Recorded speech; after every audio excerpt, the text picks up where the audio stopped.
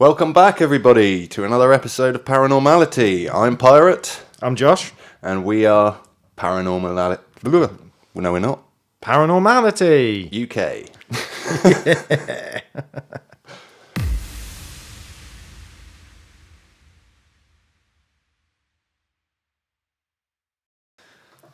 What we got today, mate? Okay, so today, I thought we'd cover just religion in general. Is religion actually a paranormal thing? Interesting. Okay. Because so many religions across the world have so many similar stories. They're all sort of, believe in some kind of benign deity. Deity. I've not heard that word before. Have you not? No, okay. What does that mean? Like a god, a deity is sort of another word for God. Most religions believe that a god is not seen, but believed in. It's down to faith. Okay. So it's not actually in a body, it's just there, in spirit. Yeah. Oh, well, is it? I mean, is it? Is it actually a man with a beard sat on a throne in a celestial place? Wow, we're getting deep already. We're getting so deep. I mean, and like miracles.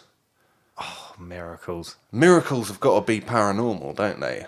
How does a guy feed 5,000 people with 3 loaves of bread and a couple of fish? Yeah. See, I've got my own theory on miracles. Okay. Should we go straight into it? Go straight into miracles, mate. So, go for it.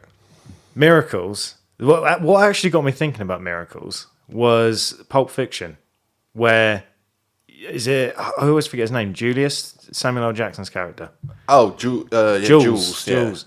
Where he fires that gun and it misses the guy. Yeah, they get shot at, don't they? Yeah. Well, it must be at least 6 rounds out of that massive gun. Yep, misses him every time. Yeah. And I'm sure they reference a miracle for that part. And that got me thinking. And I think miracles are just extreme cases of coincidence. Okay. Does that make sense? So it's just, what are the chances of that? It's probably 1 in a billion. And then because it doesn't happen, ever or at all or very slim, it's considered a miracle. Because it's like, what are the chances of that? There's actually one in 1.4 billion chance. So it's kind of like oh wow, that never happens. Well, what about Jesus feeding the 5,000 though, with just 3 loaves of bread and a couple of fish? Did he give the first 10 people a meal, and everybody else was like, actually, not hungry anymore? I mean, if we want to get into that, I've got to be careful because I don't want to insult or anything. The people that believe in Jesus and God, I'm going to be very respectful. Oh yeah, obviously. So, I come from a religious background. My father is a minister of a local church. He's not like a full-blown reverend, but he does go around giving like sermons every Sunday. And I was brought up with quite a religious background. So I'm going to treat myself as, particularly against like Christianity, if we're going to say anything offensive, then I'm probably the one that's going to get offended by it. So if I'm not offended, we're all good. Okay. Well, I believe the same as Noah's Ark and Jesus feeding the 5,000 and the stories of Jesus in general, I think they're just stories from back in the day that have just, as time's gone on, people believe it, but to me, it doesn't seem realistic. So it could have been one of those things where he actually only fed 15 people. But it's just snowballed over the years, and it's become this epic story of religion and belief, and there's not actually that much into it. Yeah. Like the Noah's Ark thing, we know from science and fact, there's billions, millions of different species and... Oh, yeah, how could he have actually fitted 2 of every species onto it's just the not ark? plausible. It's not. Well, fish wouldn't need to be on there. It's only Yeah, they'd be all right, wouldn't they? land animals. That would be the best time of their lives with that flood. Yeah. But actually, with the flood, that has been proven scientifically that historically did happen. Oh, it did? Yeah, several thousand years ago, because you got to remember that the Bible was all written around like the Holy Land in the Middle East, very dry, area, very a lot of deserts, desertified, yeah. And I think it was like maybe 3 or 4, maybe 5,000 years ago, something like that, when the flood actually did happen. I think the separation between Gibraltar and the top of Africa happened, and that flooded, like sort of created the Mediterranean Sea and the Black Sea and all that sort of thing, which wasn't even there before. If you look around the shorelines of Greece, you can find archaeological artifacts of villages that are underneath the ocean, or underneath the sea. Like so Atlantis. Yeah, sort of like that, yeah. So the flood did happen. There is scientific proof of that happening. Now, one man getting word from God and telling him to build a boat and house every species. Yeah. I mean, yeah, it's a story. And it promotes good values. Because I think, if I remember the story of Noah and the Ark, God was very disappointed in humanity's evil ways, debauchery, and all this sort of thing. Yeah, he went from 0 to 100. Yeah, he kind of did that, didn't he? Mass genocide is the answer to cure all problems. We just let this one family alive. And now everybody in the world apparently is related to Noah. Oh, right. So we got incest there as well. Yeah. Lovely. But no, the Old Testament of the Bible is, if I'm right on this, I think has been rewritten many times from different religions, and going back in history when you go into Sumerian and Egypt and all that sort of thing, it's the same stories just being retold with different people and yeah when names. we studied it in school, there's a lot of similarities between religions, and some of them, like you say, some of them actually believe the same thing but with insert different name or insert different place, and a lot of the beliefs are still the same. And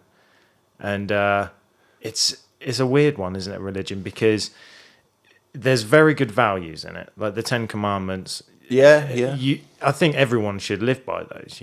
Thou shalt not steal, thou shalt not kill. I can't remember the other 8. Thy neighbour's wife. Yeah.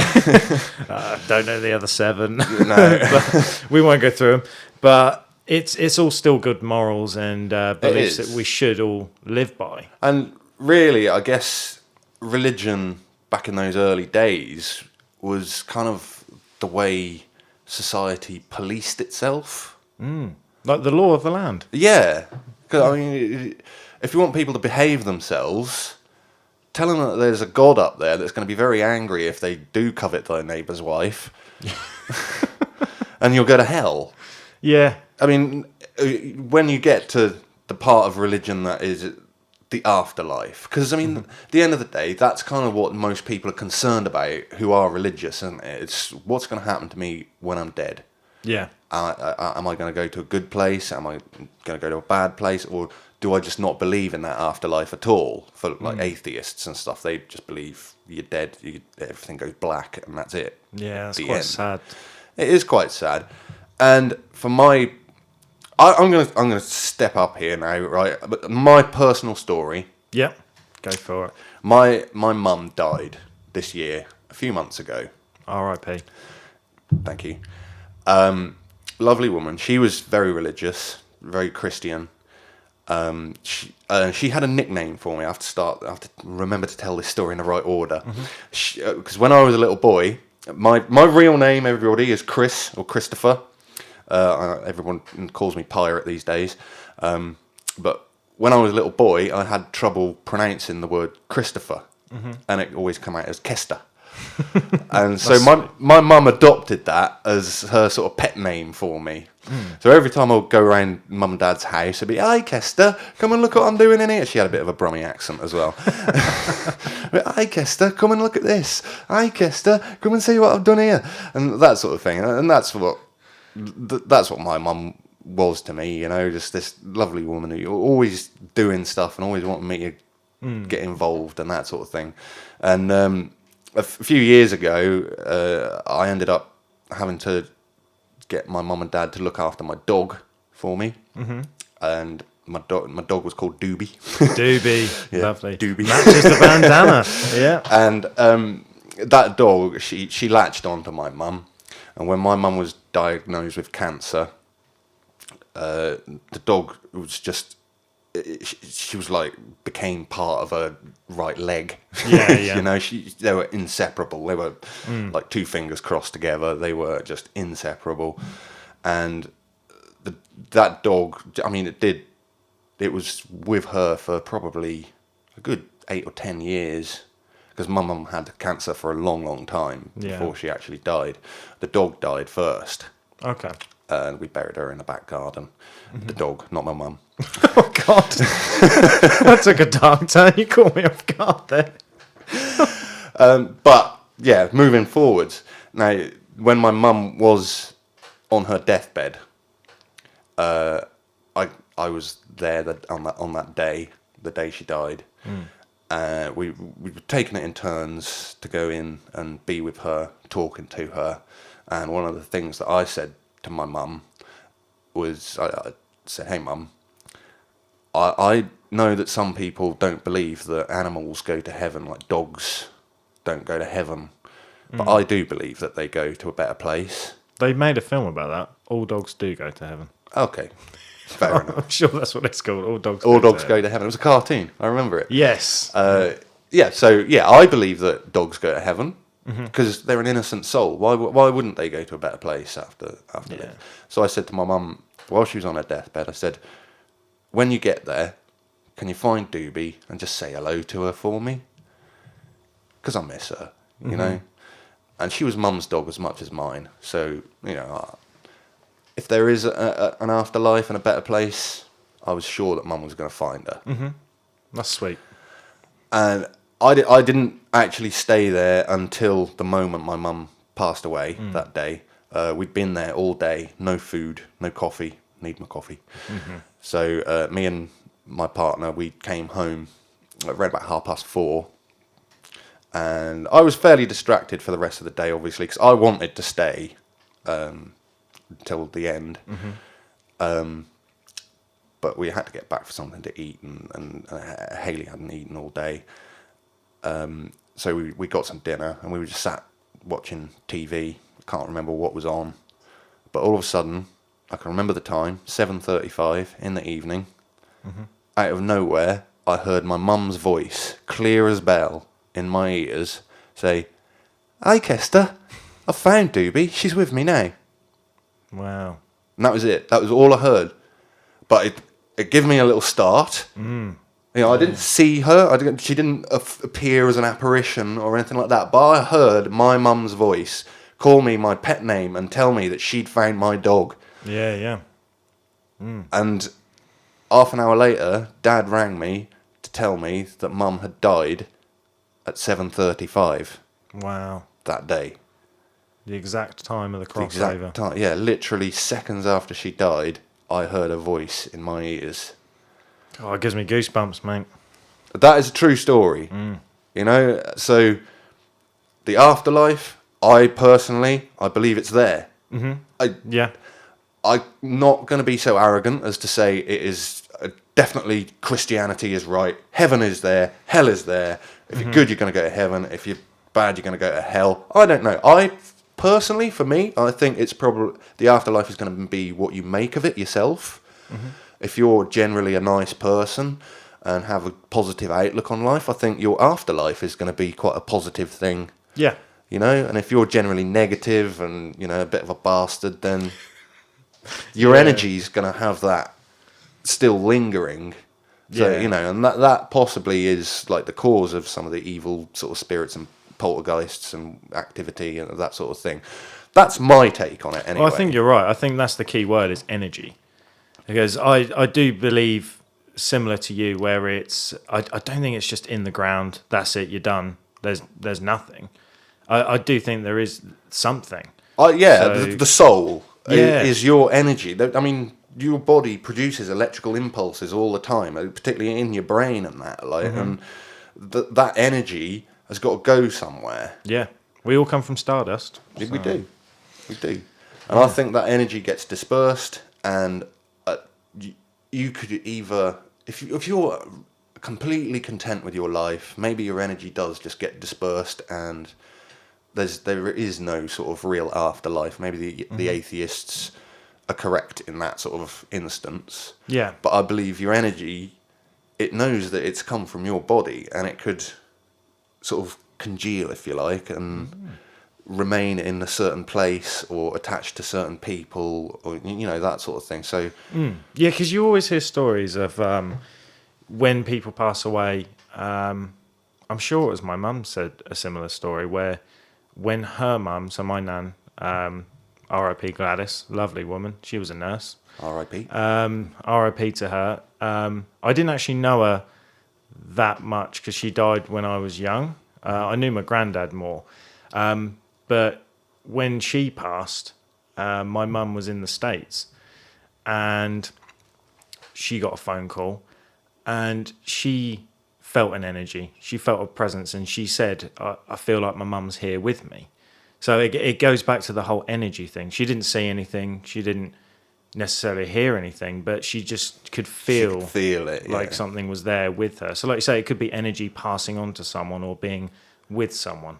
Yeah. So it's very interesting. That is quite often the case in like hauntings as well, though, isn't it? That people will there's not necessarily any physical proof of the haunting when people just feel like they're being watched. Yeah. Or stuff like that. And I think with my experience and with your mum's experience, it's a different thing. You're not being haunted, but that energy is still there.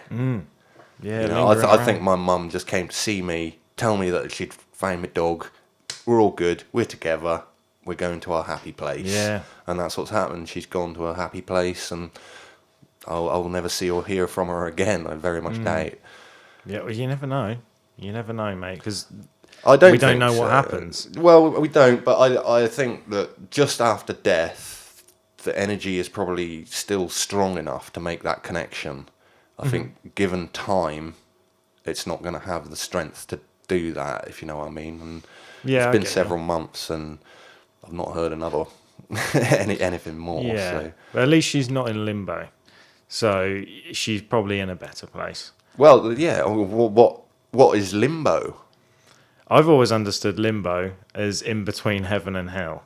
Okay. If you believe in heaven and hell. So limbo is sort of that lingering spirit for the hauntings and that sort of thing. Then Yeah. it's still part of an afterlife, I guess. But Yeah, I've always understood limbo as spirits like that have been murdered or they weren't done justice and gone before their time. Yeah, and they're angry about it and they're like, we can't go up to heaven. Like those films, I think I'm referencing Ghost again. Where they've got to do certain things so they can get into heaven and make the soul good again. And yeah, being stuck in limbo is kind of earth, but you can't see or hear them. They're just kind of stuck there. But then I've got an interesting theory with heaven and hell. Oh, go on. And I don't want people writing in saying I'm a butthole for saying it. But if the devil, Satan, is torturing bad people in hell, and God is taking in the people that are all good, surely Satan is somewhat good himself for torturing the people that were bad. Well, yeah. I mean, Satan is an angel at the end of the day. Yeah. He was the fallen angel. I really... It's been a long time since I did any Bible reading, to be honest. But if I remember right, the devil really doesn't show up that much in the Bible. Oh, okay. I think like hell is mentioned, possibly in the New Testament, with the Jesus and that, like, and maybe Revelations with fire and brimstone and that. So, I mean, really, like the devil. I mean, to be fair, like because he's not mentioned so much in the Bible. And like his name of Satan in Old English terms was actually just a word for a bad person or an evil person. So I mean, Not specifically like a guy who's red with a pitchfork. yeah, exactly. I mean, yeah. Satan, it was originally an angel, and angels are all like halos and wings. So there's no reason to suspect that Satan is, or the devil is, any different to that. Having horns or antlers and hooves and a tail. That's right. I think that's come about in recent years rather than the true sort of religious background that we're looking into. And well, I can't remember if I'd already mentioned it or if it cut out the Morning Star. Yeah, you Like, did. Did you mention that? I can't remember. We had a little accident where the camera stopped, so we had to pause for 10 minutes, and we're catching up with ourselves. I only knew that Satan, is Lucifer Morningstar, and I only found that out because Chloe was watching the show Lucifer, and then they said Mr. Morningstar, and I thought, that doesn't sound very threatening. Well, originally, like I say, it shouldn't be, because he was just a devil. He wronged God in some way, and God banished him from heaven. And yeah, I guess nowadays we think of him as being the overlord of the underworld. Yeah, what a cool job. Yeah, pretty good job description. Do you wonder if in hell, if it is real, if there is a place, it's like The Simpsons, where Homer had a problem with gluttony. So then the devil just keeps trying to feed him donuts, and then he just gets bigger and bigger, still enjoying the donuts. Do you reckon it's one of those things where whatever you did in life, the punishment is ironic? Yeah, I suppose. Yeah, because that would be very interesting. By the way, we are probably concentrating. We introduced this episode as religion as a whole, but I guess we're concentrating more on Christianity, because that's more, well, my background at least. You're not necessarily Christian, but I don't really have any information on like Hinduism or Muslim or Shinto or Buddhism or anything. I don't really know that much about it, but I think the values are the same. Yeah. The teachings and that, it's all about your moral compass, isn't it, really? Yeah, good and bad. What's evil? But I mean, right? the paranormality scale has to be addressed at some point as well. And I think that we've got to cover religious healers. Oh man, religious healers. I mean, what's going on there? Is that actually paranormal? I give you the power of God and you will rise from the chair that you've been stuck in for 20 years. All that sort of thing. Yeah. Is that just a stooge? Yeah, I like the ones that when you're sat at home and they touch the screen, they're like, touch the screen and I can hear your broken spine. How is he doing that from home? That doesn't make any sense. And then you see the people that they're in the pews and they slowly get up from their wheelchair and they're like, oh, by God, he's healed. And then they slap him in the face and they all start rejoicing. I think that's a load of rubbish, personally. To be honest, magicians use stooges, don't they, to create their effects, and I think there's. I didn't even think about that. Plants in the queues, so you've got people actually there pretending to be healed. Exactly, that's what I think it is. It's got to be. Yeah, it has to be. There's another episode of The Simpsons where Bart becomes one of them. He starts healing people. Oh, does he? I don't think I've seen that. I think The Simpsons have covered everything. I think they probably have. Yeah, we should just do a podcast on The Simpsons. Sorry, I've mentioned that twice. Forget everything. But no, I think you're right with the morals of Christianity and religion as a whole. I think it is a positive thing, because a lot of people associate religion with being negative and bad, and I mean it has caused problems for war. Religion definitely has caused more wars than any other thing, even oil, gold, anything. Religion is the one that's really put a pinnacle on that, isn't it? And that's ironic, because it teaches you to be good and accepting of others and no judgment and all these morals, and then it creates war, which is the worst thing that's happened to humanity. So it's the best and the worst it brings out of humanity and people. But I mean, me personally, I wouldn't say I'm atheist, I think it's agnostic. We've said this before. It's the Dr. Pepper religion, where it's you're not sure what it is. You believe in something. There's something out there, and I don't necessarily think it's a man with a beard who's living in the clouds. Because surely, why not? That'd be brilliant. I A mean, man with a beard the man with is the in beard. control of everything. That's not the problem of the story. I believe the man in the beard. It's just how would you sit on a cloud? You'd be falling through. I think that's a metaphorical cloud. Oh, right, okay. Yeah. Bit naive there, right? Yeah, I would say rather than like heaven being above us and hell being below us, I'd sort of like to go more into like Stranger Things. You know, it's another reality. Oh, another dimension. Yeah, another dimension that you can slip in, but you can only get there as an energy. Well, that is another thing with religion, and brings in the paranormality side of it, or the paranormal side of it. Is it just dimensions? Like, is it another world? Is it another planet? Does our energy go back into the solar system? Yeah, I'd like to think so.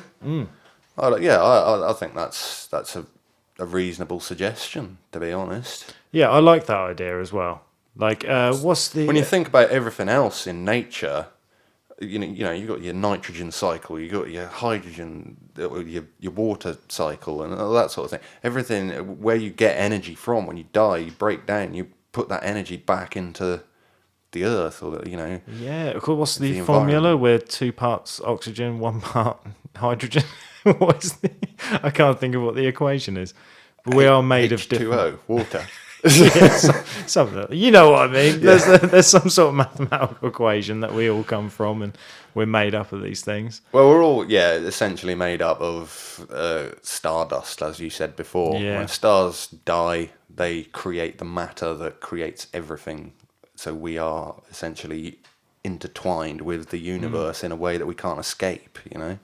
Yeah. Which I think is a beautiful thing, really. It is. Reincarnation. That is the fundamentals of religion, really. Reincarnation is another thing we haven't actually visited. Mm-hmm. But it ties in where... I suppose it's not really to do with religion, is it? It is. I think it's the Hindu religion, believe in reincarnation. I think when they die, they reincarnate and live... They have to live their lives until they've lived their best life. Yeah. And then they can move on to the next phase. Because I was always told that with reincarnation, when people die and they see the light, that's actually you being reborn out of the snatch. It's the hospital lights. You think? I don't know. Maybe it was a cartoon. But I'd like to think that was real. To be honest, I think if I got to the very, very end of my life, and I saw that light, and it was like, right, walk into the light, and suddenly, that's a bit quick. I want a resting period. Yeah. You know, I've just been alive for 70 years or whatever. I'm knackered by that point. Give me a rest before I'm born again. Yeah, let me start again, but give me a rest in between. Yeah. Oh, just a vicious cycle of 70 years. It'd be horrible. It's like when they say Groundhog Day. Yeah. And when they say vampires live forever, like, you'd want to reach a point where you're like, oh, just let me die. Yeah, I don't think immortality... Like, they say that potentially the first immortal person could be alive today. Yeah. Just with the level of technology that we've got available to us these days. I wouldn't want to be that person. Yeah. I think that... I mean, even in my 40 years, like... The world has changed so much. And you do, as you get older, you struggle to keep up with those changes. Yeah. I have no idea half the capabilities that my iPhone has. Yeah. Because I'm still wish it was a Nokia 3310. Oh, bring back Snake. Yeah, exactly. And if your life actually started lasting for several hundred years, even 1,000 years, by the time you get there, you're just not going to have a clue what's going on, are you? Yeah, doesn't immortality also tie in with the Fountain of Youth? Isn't that to do with immortality? Or is that just staying younger or looking younger? I think the Fountain of Youth is just a legend, isn't it? making yourself young again. Yeah. I suppose it is all sort of tied in with immortality. Yeah. And like we were talking about with Noah's Ark and the fables, if you will. Yeah. Another one that's just sprung to my mind is Adam and Eve. Now, what isn't the story that Eve came from Adam's rib? Is that the... Yeah, I think so. Yeah. And that to me, and again, it's another story that it's proved by science that can't be real. But Well, if God managed to create Adam with a click of his fingers out of nothing, or out of just a bit of stardust, why did he need to take a rib off him to create Eve? Surely he could just click his fingers again and... he just keep clicking his fingers to make people. Yeah. Yeah, and then we wouldn't all come from incest, essentially. Essentially, yeah.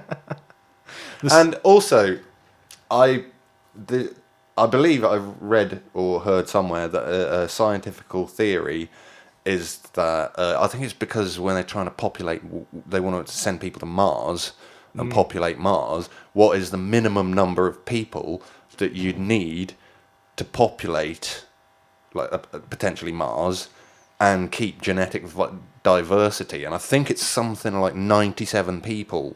Well, it'd have to be 98 people, wouldn't it? Because you'd need to one bloke in the corner, like, oh, I ain't got it. Just one bloke in the corner. But yeah, so like Adam and Eve, just two people creating an entire population, we'd all have webbed fingers and toes and stuff, wouldn't we? Yeah. Because you wouldn't get that genetic diversity. So God's got to have clicked his fingers a few more times, Yeah. and created a few more people, because we can't have all come from just two. No, that's right. And I mean, just the thought of that is pretty weird, isn't it? I mean, Yeah. two people, and then the snake tempted them out of the garden, so then they were banished. And so did they just procreate and learn all that by themselves? And then God... I guess so, they must have done. The stories don't really add up. No. But I think the stories are meant to be taken less literally and more like, you know, the moral values of them and stuff. You know, it was people were very much just making the stories up to guide humans down the right path. Yeah. So I think it's Ricky Gervais that had the famous quote on a talk show where if you were to take all of the textbooks of science and everything that's fact and burned all of those books and novels, everything, and burnt all of the stories of religion, all the Bibles, in thousands of years' time, all of those science books would come back because we've discovered these things. It's science. It's fact. Yeah, it's fact. Science. Yeah. Whereas all of those stories in the Bible would die. They'd perish. You wouldn't hear about But do you not think that humans in general would inherently recreate those stories? It might be different stories, but would still create stories to have those moral values to guide Yeah, 100%. your next generation. I mean, you would, because I think humans are... They need to believe in something. Yeah, we're curious creatures, aren't we? And we just have an imagination, and we make these stories. We snowball them, and over the years they get bigger and bigger, and they start from something small. Like when we go back to the Jesus feeding the 5,000, like I say, it could be something so small as just feeding 5 to 15 people, and then over the years it's just snowballed. Yeah, been blown up all out of proportion, I suppose. Yeah, but I don't judge people that do believe in these things, because it doesn't take away from who they are as a person, and Not at all. they've probably got really good morals. And I honestly do believe people that go to church every Sunday, majority of them are really good people. Like they believe in neighborhoods and coming together and uniting, and every Sunday they meet up and they worship and they all help each other out, and there's a sense of community and a sense of, just because they all believe in a God, it doesn't make them bad people at all. I think the people that are atheists, and not all atheists, but a lot of atheists that point the finger and say, oh, I can't believe you believe in all of that, it's a load of rubbish. I actually think they're worse than the people that are religious, that keep themselves to themselves, and that's what they believe. who are we to judge? Yeah, exactly. That's well said, mate. Well Yeah. said, to be honest. I think atheism actually, if we want to go deeper, we can, but I think atheism actually can be worse for humanity than following some morals and Some good moral guidelines, Yeah. which is what religion is all about in the end anyway, isn't it? So. yeah. So on a whole, I think religion is a good thing. You obviously get extremists from either end of the scale. You get people that take every word from the Bible as, that is it. That I'm focusing all my energy on that. I believe in that. Fair play to them. But then you've also got the extremists that take one tiny little bit of scripture and they make it a mountain out of a molehill and they blow it up, and that's when you get extremists. Like the ISIS extremists. And Yeah. It's a seesaw ride, isn't it? Yeah, even with Christianity, you get it with people reading the Bible and reading one tiny snippet and saying, "Oh, we're against gays. Gays is wrong," and things like that. But then you've got other people. Gays have been around for thousands of years. Yeah. I'm pretty sure. What was it? The Spartans, weren't they fighting for their lovers on the battlefield and things like that? But anyway, I think we're at 36 minutes now, so we're gonna have to. That went quick. We're gonna have to put it to the paranormality scale, because that's our little thing. End of each video, we got to do that. How paranormal would you say that religion is then in general? If we're going off of the paranormal scale, as in how much is real and how much is story. Yeah. I mean, the stories and stuff, it takes it down. But if I think about the other side of religion, where it's been thousands of years, they all have similarities. Some of the stories are the same. I think it's up there. For me, it's up there. Like when we talk about the afterlife and different dimensions and stuff, because no one knows, there is that underlying element of there's got to be something. There can't just be nothing. Well, from my personal experience, there's definitely something. Yeah. I heard what I heard. Whether everybody wants to believe it or not, that happened to me, and I believe it. Yeah. And so for me, religion it has got a paranormal factor to it. Mm-hmm. Yeah, I mean, yes, it was there. Early man needed it for policing the people. And it was just a set of good moral values and that. But I think stemming from it, when you look into like the afterlife and that sort of thing, there is a paranormal element there. Yeah. No matter which god you believe in, I think there is something there. Mm-hmm. So for me, personally, it's going to rate pretty high. I'm thinking about putting about 8 out of 10, yeah. See, I was even thinking 9. 9? Yeah. I'd be happy to go to 9. Yeah, because I feel like religion is such a vast thing across the world. Yeah. It's. I feel like it's not one of those things you can divide, where it's like ghosts, like is it real or is it not? It's split 50-50. I think religion is so vast. It's everywhere. I think you have to take that into account. And for me, it's a 9. Okay, yeah. I'll go for a 9 as well. Yeah. If you're going 9, I'll go 9. We'll average at 9. Yeah, let's go 9. We'll go 9. Yep. Awesome. Well, thanks for joining us this week. Let us know in the comments section, if there is a comment section, if you agree with us, if you think that we've missed anything out, please. We'll quite happily revisit this. We've ran way over time already. Yeah, we should definitely come back to religion. I think it's worth having a second crack at. Yeah. Yeah. But until then, we're going to say goodbye for now. So thanks for joining us. Hope you come back next week. And for now, ta-ta. Ta-ta.